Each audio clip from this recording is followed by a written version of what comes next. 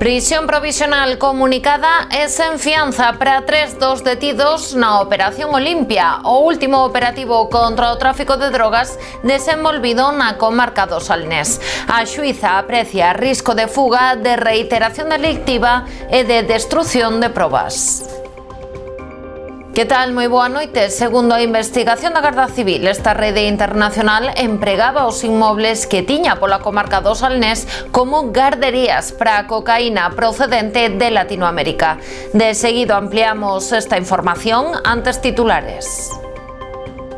Catoira precintará o 19 de setembro o galpón da pirotecnia de Dimo. O Concello denuncia que a empresa almacena máis de 500 kilos de material explosivo, a pesares de que ten prohibida a actividade. O conselleiro de Sanidade e o alcalde de Porto do Son asinaban esta mañá o convenio de colaboración para a reforma do centro de saúde. A actuación cun orzamento duns 43.000 euros será financiada o 50%. UPTA alerta de que o 30% dos traballadores autónomos do Salnés teñen máis de 62 anos. Segundo a organización, nos vindeiros anos poderían xubilarse ao redor dos 3.000. Cáritas Interparroquial de Vilagarcía detecta un incremento da demanda de axuda social. A ONG sinala o problema da vivenda como unha das principais dificultades. A Pobra será a sede do Campeonato Galego Xunta de Galicia de Remo de Mar. Organizado polo Club de Remo Puebla e a Federación Galega de Remo, a cita terá lugar o vindeiro domingo 14 de setembro. Estamos nas novas do día, comezamos.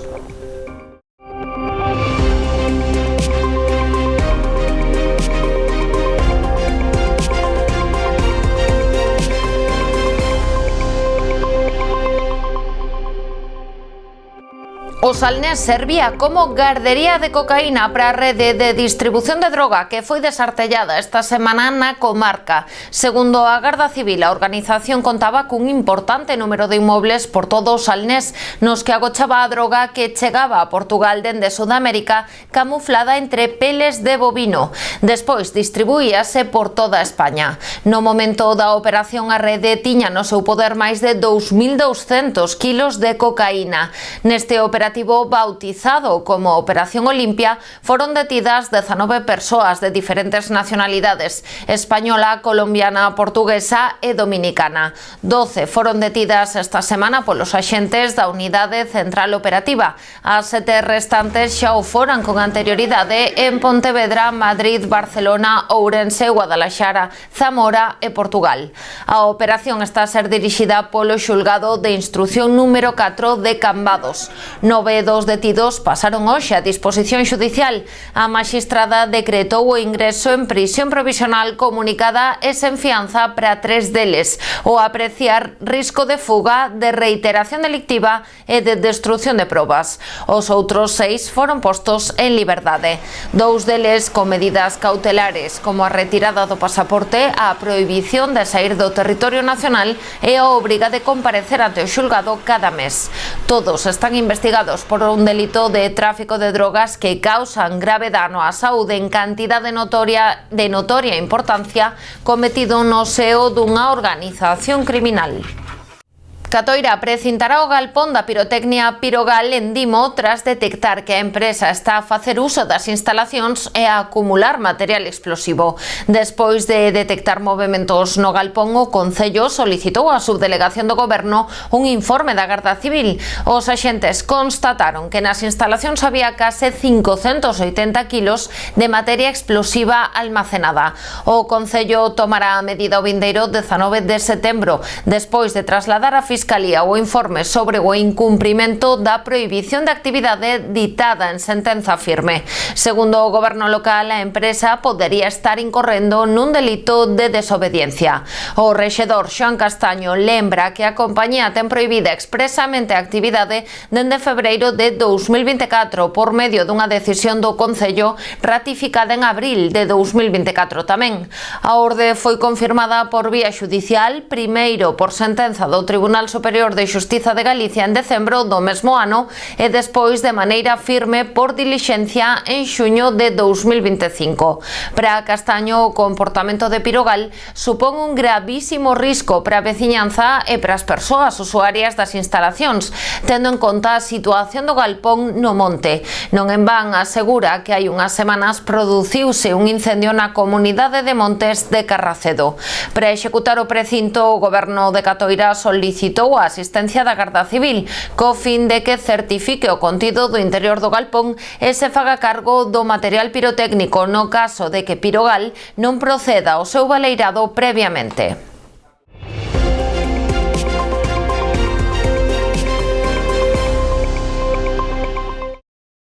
O conselleiro de Sanidade Antonio Gómez Caamaño e o alcalde de Porto do Son, Luís Soujo, asinaban esta mañá o convenio de colaboración que permitirá a reforma do centro de saúde da localidade, mentres se agarda pola tramitación do novo.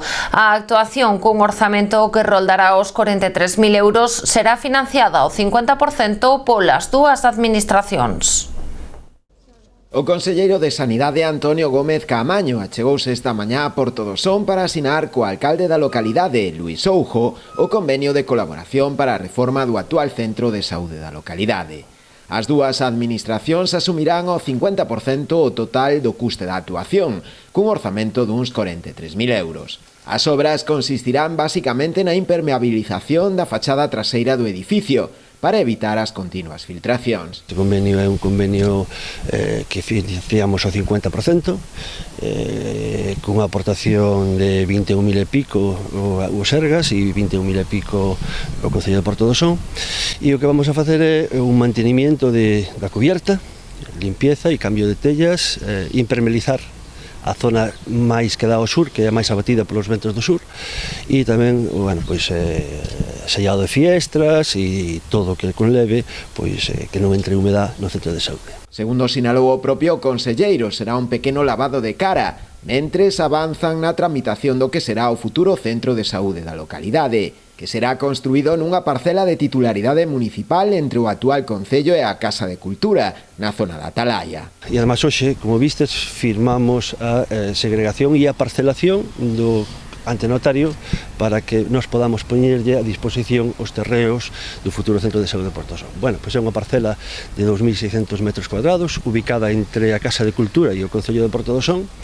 Por que elegimos esta parcela? Pois elegímola por a centralidade que ten do casco urbano, e aparte que tiñamos outras opcións, pero bueno, pois tiñamos que facer un desembolso moi importante económico para as arcas municipales, e isto como xa propiedade, pois simplemente é poñer a disposición os terreos. O Concello ha feito os deberes, Ora, o único que falta é que transfiran o terreo, aceptalo pola Consello da Xunta e empezarse a traballar no ano que ven, no que a redacción do proxecto básico e de execución do futuro centro de saúde. Unha gran superficie que vai ter moitas implicaciones tamén desde o punto de vista asistencial, máis consulta de atención primaria, máis consulta de pediatría, unha nova prestación, como pode ser la odontoloxía, salas de educación comunitaria, realmente un centro de saúde a altura e das necesidades do siglo XXI. Isto se enmarca perfectamente na política da Xunta de Galicia de ir pouco a pouco renovando todo o que as infraestructuras de atención primaria, que como todos sabedes é un pilar básico da atención sanitaria en este país.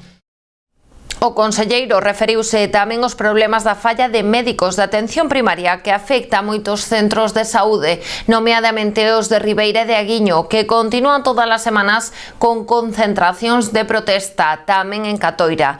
Segundo el, trátase dunha situación que non é nova e que non se dá só nestes dous centros de saúde, xa que afecta tamén a todo o Estado e que ven derivada da falla de facultativos no mercado laboral. O problema da falta de médicos non solamente en Aguillo ni en Ribeira, é generalizado en todo o Estado español. Hai un problema non de médicos, sino de médicos de atención primaria. Son dos conceptos diferentes. Os médicos que faltan son os de atención primaria.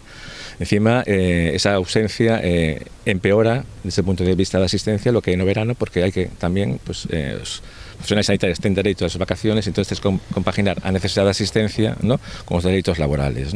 Creo que este verano a nivel de Galicia será la asistencia sanitaria ha estado a la altura, o sea, se ha cubierto todas as zonas de unha maneira adecuada, tendo en conta tamén que efectivamente faltan médicos de atención primaria e que non hai no mercado xente disponible.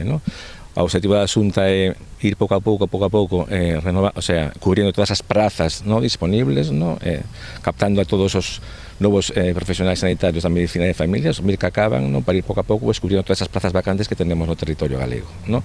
Pero insisto, o importante é que a asistencia sanitaria durante o verán en Galicia pues, ha quedado cuberta, no? Máis alá no das posibles ausencias de algunos profesionais en determinados sitios que son inevitables, no? O problema de ausencia de médicos de familia é un problema que ven do Ministerio de Sanidade, hai médicos, o que non hai médicos de atención, pero hai que aumentar as prazas para a medicina de familia e de esa maneira pues, que queden cobertas nun próximo futuro.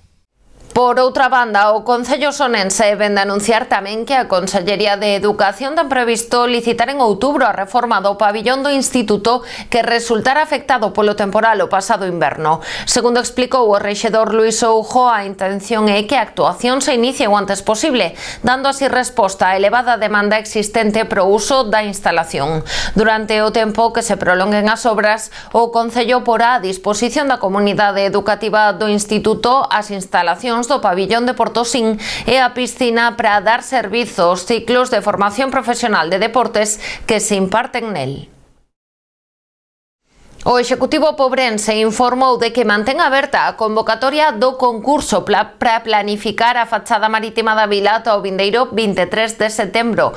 O proxecto coordinado pola Fundación Ría co apoio administrativo do Colexio Oficial de Arquitectos de Galicia e o financiamento da Fundación Marta Ortega pretende reorganizar o espazo público e a mobilidade na vila. O Concello da Pobra vende ampliar ata o vindeiro 23 de setembro a convocatoria do concurso para planificar a fachada marítima da vila.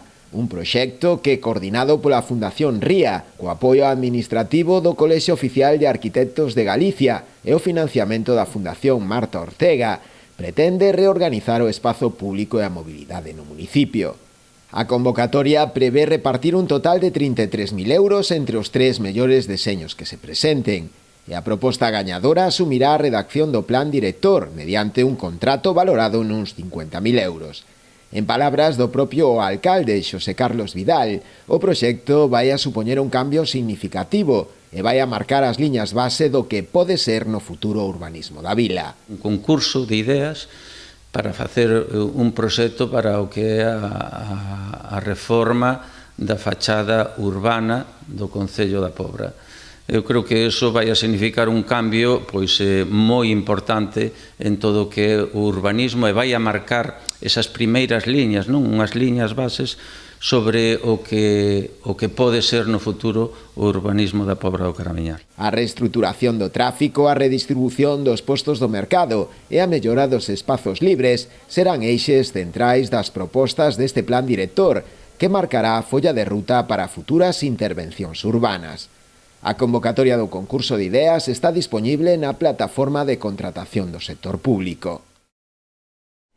A través dun comunicado, o BNG de Outes critica o actual goberno municipal por aseguran querer enlamar a política local. O portavoz nacionalista Anxo Núñez incidiu en que o alcalde Francisco Calo aproveitou a aprobación do plan económico financeiro no último pleno para insistir na mentira de que o Concello está nunha situación económica calamitosa, cando asegura que non é certo. Núñez remítese precisamente a ese documento elaborado polo Servizo de Intervención e asinado polo propio alcalde, onde se certifica que o resultado orzamentario axustado é superior aos 100.000 euros, que o remanente da tesourería para gastos xerais resultou de máis de 492.000 euros e que o aforro neto foi de preto de 178.000. Segundo el, o volume de endebedamento sobre ingresos correntes liquidados sitúase no 11% e que o cumprimento da regra de gasto tivo unha marxe de máis de 507.000 euros. Datos que pro BNG poñen de manifesto a situación económica do Concello e dan unha imaxe do saneamento en xeral das arcas municipais. Voltamos de contado, non marchen.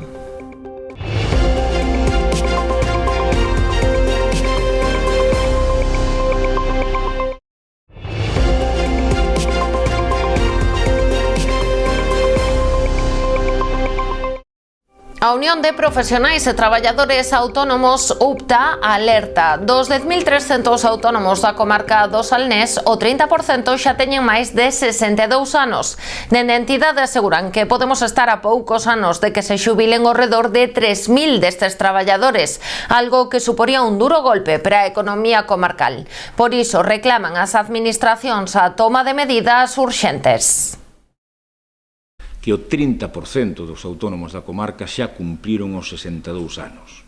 Polo tanto, hai un problema de sobreenvellecemento da población activa do traballo autónomo, que iso vai levar consigo pois unha situación complexa no futuro. Para nós, dende logo, é a principal preocupación que temos como organización, porque perder 3.000 actividades económicas nos próximos 2 anos nos parece que é unha auténtica catástrofe dende o punto de vista económico, non? En conxunto, o comercio nos 2 últimos anos na comarca do Salnés perderonse, polo tanto, dende o ano 2024, falemos de xaneiro ata a fecha de hoxe, máis de 150 pequenos establecementos comerciais. Dende UPTA explican que xa están a traballar coa Xunta e cos concellos na posta en marcha de plans específicos para favorecer a remuda xeracional. Así, sobre a mesa está a creación de plans para que o alumnado de formación profesional poida, por exemplo, realizar as súas prácticas non laborais en empresas próximas a pechar. Segundo a organización, na provincia de Pontevedra hai a día de hoxe máis de 68.000 traballadores autónomos, 10.300 deles na comarca do Salnés. Na provincia, a afiliación aumentou nun 1,6% este ano. O 50% desta subida foi nos concellos salinienses. Cabe destacar o comportamento de municipios como Grove e Sanxenxo durante o verán. Nestes meses estivais contabilizaron 114 e 176 autónomos máis, respectivamente. Tamén poñen o foco no caso de Vilagarcía. Aquí se rexistran case 2.500 destes traballadores, unha cifra que se mantén estable nos últimos 5 anos, segundo UPTA. Por sectores, o comercio é a actividade principal dos autónomos da comarca, case 1.900. Tamén a hostalería, con máis de 1.500. Cáritas Interparroquial de Arousa advirte das grandes desigualdades que se están a dar no momento actual. A vivenda, sinalan dende a entidade, é un dos principais problemas cos que se poden atopar as familias. Segundo a memoria do 2024 presentada por Cáritas, o ano pasado pasaron pola entidade 1.500 persoas. En canto a cifra de intervencións, roldou as 25.000. A ONG alerta de que dende a pandemia observan un crecemento sostido da demanda de axuda social. Entre o 2022 e o 2024, as accións que realizaron medraron nun 22,5%.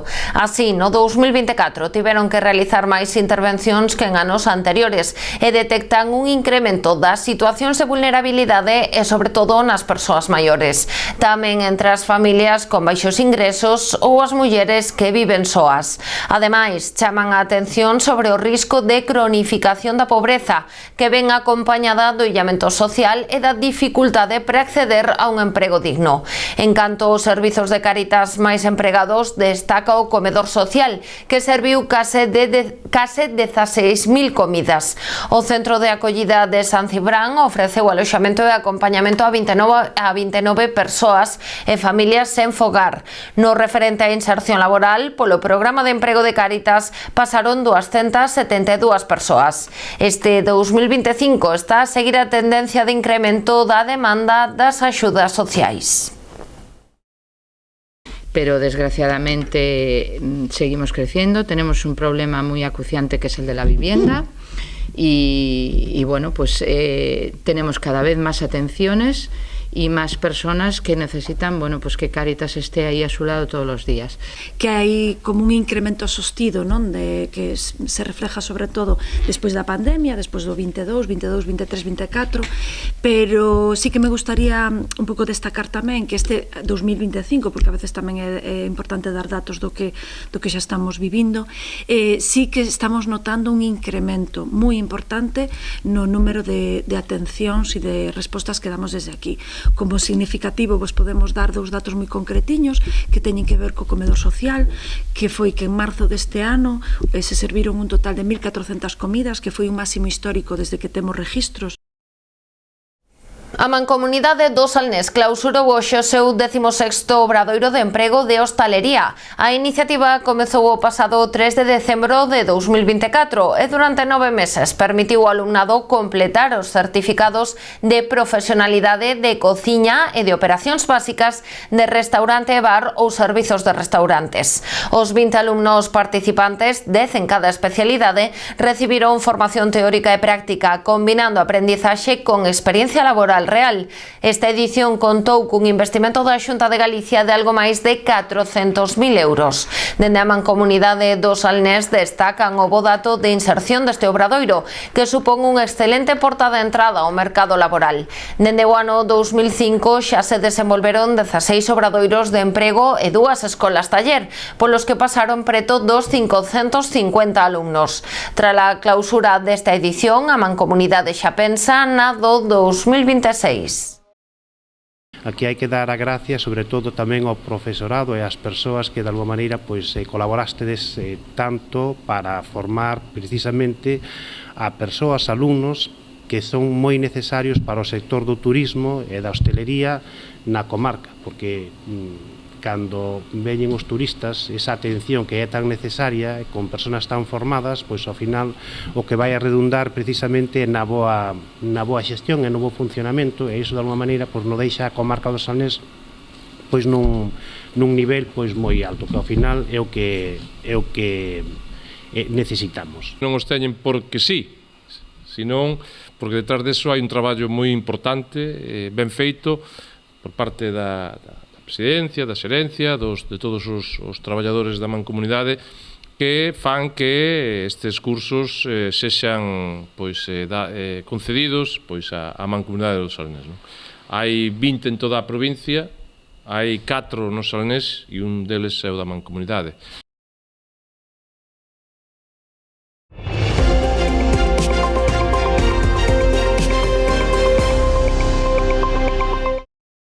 La Vuelta Ciclista chegará este martes ás Rías Baixas. Pouco despois da 1 do mediodía, o pelotón iniciará a 16ª etapa en Poio, na parroquia de Combarro. A competición chega a Pontevedra rodeada de polémica pola participación do equipo Israel Premier Tech. Aquí tamén hai convocadas concentracións para denunciar o xenocidio do pobo palestino. Unha delas será ás 12 do mediodía na rotonda da Barca. Os organizadores tamén animan a xente a encher de bandeiras palestinas o percorrido. Hoxe, dende a Deputación de Pontevedra, o presidente pediu que non se poña en risco os deportistas. Bueno, aquí, se alguén quere manchar o nome das Rías Baixas, pois agardo que o acontecido o outro día no País Vasco se lle pasaran todas as dúbidas. Todas as protestas son lexítimas, pero o que non é lexítimo é que se poña en risco a seguridade e a vida de deportistas. Por tanto, eu agardo que este espectáculo fantástico, donde este excepcional territorio da provincia de Pontevedra será protagonista, pois que podamos todos disfrutar dos mellores ciclistas. Esta mañá presentábase na Pobra o Campeonato Galego Xunta de Galicia de Remo de Mar, unha proba que terá lugar o vindeiro domingo 14 de setembro baixo a organización do Club de Remo Puebla e a Federación Galega de Remo. Estará aberto a todas as categorías, dende alevín a veteranos. En ela prevese unha participación duns 150 remeiros procedentes de clubs de toda Galicia. A Pobra terá unha nova cita remeira de competición do máis alto nivel, coa disputa do Campeonato Galego da Xunta de Galicia de Remo de Mar. A organización desta proba, que terá lugar na praia dos Areos o vindeiro domingo 14 de setembro, corresponderálle unha vez máis ao Club de Remo Puebla, en colaboración coa Federación Galega de Remo. Trouxémolo aquí á praia do Areal que temos aquí detrás, para que todo o pobo vexa e disfrute dun campeonato no centro do pobo e bueno, pois esperemos que todo saia bien e o domingo 14 pois están todos invitados. Comenzaremos ás 10 da mañán e é un campeonato ou unha regata distinta que probablemente dure hasta as 5 da tarde. Entonces, son moitas categorías, moitas tandas e, bueno, pues espero que todos os visitantes que temos no pobo ese día e todos os veciños pues, se acerquen en algún dos momentos que se realiza a proba, que seguro que lle vai gustar. É unha modalidade nova que está collendo moita forza en todo o mundo, a verdade. De feito, nos próximos Xogos Olímpicos de Los Ángeles 2028 vai a ser olímpico unha modalidade que é beach sprint, que implica arrancar correndo, coller o bote, remar, vir de volta á playa e acabar tamén correndo na meta, é bastante vistoso. No campeonato tomarán parte uns 150 remeiros pertencentes a todas as categorías, dende alevín a veteranos, procedentes de clubs de toda a comunidade. Esperamos, o ano pasado creo que foron 16 clubs e 135 deportistas e nos esperamos este ano superar ampliamente eses números. Dende o Concello, que colabora tamén coa proba, destacaron a importancia desta iniciativa, convidando a toda a veciñanza a asistir ese día presencial ao evento. Aproveitaron a ocasión para eloxiar os logros acadados recentemente polo club, exemplo, segundo eles, de traballo, dedicación e esforzo. O Club de Remo de Puebla acaba de pechar unha temporada, eu penso que de 10, en a que conseguiron numerosos títulos, como o primeiro posto no Campeonato de España de Trainerillas, os metais de ouro e bronce acadados no Campeonato de España de bateis, ou tamén, hai que dicilo, a victoria do equipo de veteranas na Liga Galega de Veteranas. Ata aquí chegou o noso informativo de hoxe. As novas do día volve o luns con máis actualidade. Pasen unha feliz fin de semana.